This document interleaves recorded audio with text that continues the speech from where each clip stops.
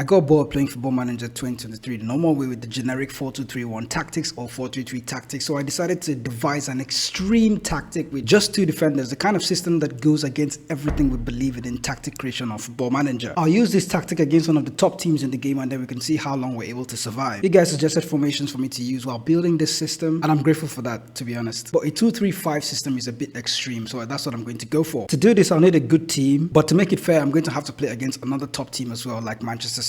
And in preparation for that top game, we're going to use all the other fixtures as preparation for the big game against Manchester City. So we've had enough practice by now already for the big game against Manchester City. We've had a 7-1 victory over Astana and then a 5-2 victory over Nottingham Forest in the league. We've also beaten Everton in the Merseyside derby 4-1. But the big game is Man City, so let's see how what we're able to do. Game day, yeah, the players are walking out of the tunnel. We have Pep Guardiola face to face. Look at that monstrosity of a tactic. Our recent form is quite good as well. Okay boys, good luck. Jota, here's Darwin Núñez, 1-0 already. And less than 10 minutes into the game, we're already leading Man City. They've had all the chances, but long ball from Alisson Becker. How about that? One header from McAllister and we are through on goal.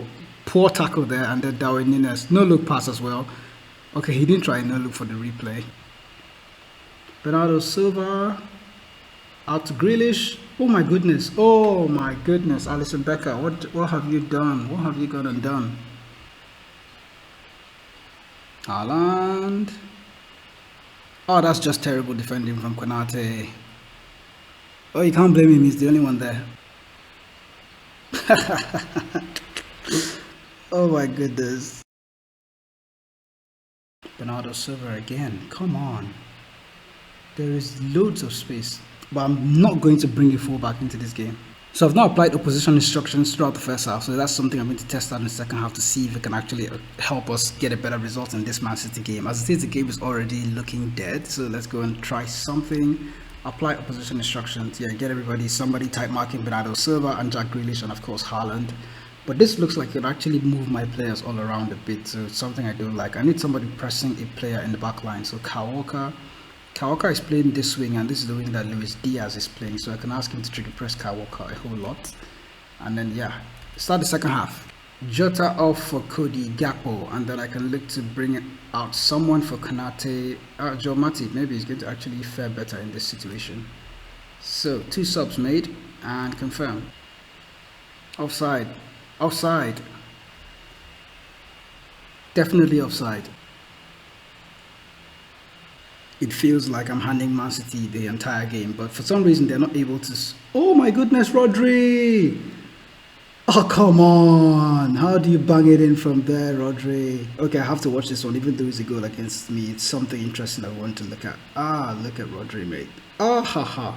Oh my goodness, Alisson got no chance there, innit? I did concede 4-1 to Manchester City, but I felt like they could have done more damage to us than they possibly were capable of doing, but for some reason it gives me a lot of freedom to actually say that, okay, it can't be that bad when you're playing against Manchester City. Of course, I'm using Liverpool, so I did expect us to do better, and 4-1 is a heavy defeat, and I don't actually enjoy that. But I'm going to see how far this actually goes towards the end of the season, if we're actually able to keep up with this extremely attacking tactic that is not helping us defensively at all. So I simulated part of the season, but just before October we got fired. October 30th to be precise. And considering that that was just one game after the Tottenham game, it's kind of weird actually why we got sacked, because we weren't doing that badly. I think we lost to Man City 4-1 and then we lost to Tottenham 4-2, but we beat Newcastle just before then, and I can't really understand why the manager got sacked. I think it's because we didn't attend an interview, something like that. So now I went to my Olympic Lyonnais with Captain Chewbacca, and in this reason I'm going to actually show you exactly the system that I was going on to use with Liverpool. Now, it wasn't a flat back four. I told you I had 2 central defenders in the defense, so my fullbacks, there were no fullbacks to begin with, so I had them all the way high up like this, and then 2 strikers. Yeah, it was just the 2 strikers, and then 1 central attacking midfielder and then 1 defensive midfielder. So the roles were quite tricky. I had to figure out a role that was going to work for Liverpool really, so I went on to have 2 ball playing defenders as usual. I had Alisson Becker play as a super keeper on support duty. Obviously this central defender was Virgil van Dijk, and then in the DM position I opted for a regista to play on support duty, where I had Thiago Alcantara play in this role alongside Trent Alexander-Arnold. And then in central midfield is probably where I had one of my issues, because I did have two ball playing midfielders, one of them on support duty and then the other was playing as a ball winning midfielder on defend duty. In the number 10 role I had a shadow striker on attack duty. This was the one role that I know I did want to put in because I wanted an extra press from the two strikers that we had up front. And then as my centre forward I did have a complete forward on support duty playing as Diego Jota, and then Darwin Nunez of course played as the advanced forward on attack. On the left flank I had an inverted winger in Luis Diaz, and then of course Mohamed Salah played as the inside forward on attack duty on the right hand side. So this is basically the system that I went on to use with Liverpool. It wasn't that bad because we didn't lose that many games. I think it's because of not attending an interview. So for some reason, if you're simulating Football Manager and then you don't attend an interview, you may lose your job. So try to be wary of that when you're simulating your season. It's probably why I also don't like simulating the season. But for mentality, I did go on attacking to try and be a lot more aggressive when I'm playing against teams. I like the fact that the tactic didn't go on for too long when the manager actually got sacked. So it means that there's a lot of testing to actually go on here.